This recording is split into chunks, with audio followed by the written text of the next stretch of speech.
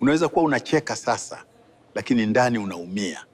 Unakaa na watu, mnacheka, mnataniana, lakini hakuna anayejua unachopitia ukiwa peke yako. Usiku ukifika, mawazo yanaanza, maswali yanaanza, na ile furaha ya nje inapotea. Unaanza kujiuliza mwenyewe, kwa nini nahisi hivi? Kwa nini maisha yangu hayapo sawa kama ya wengine? Lakini ukweli ni kwamba sio kila anayekuwa na tabasamu ana amani, na sio kila anayenyamaza hana kitu anachopitia. Uchovu ulionao sio wa mwili tu, ni wa moyo, na ni wa kupambana kila siku ukiwa huonekani. Na ukweli ni kwamba ni sawa kutokuwa sawa. Pia ni sawa kukiri kwamba unaumia. Usijilazimishe kuwa strong kila wakati. Huwezi kuheal kitu unachokificha kila siku. Anza kidogo.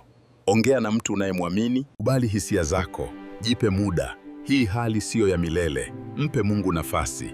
Na hata kama inaonekana giza kwa sasa, bado kuna mwanga mbele yako. Mungu siku zote ni wetu sote. Polepole lakini utafika. Anza leo, sio kesho. Asante sana. Ili kuendelea kupata video hizi nzuri, usisahau kulike, kucomment na kusubscribe kwenye channel ya Aliko Baraka kwa motivation zaidi. Kazini kwangu na mikuta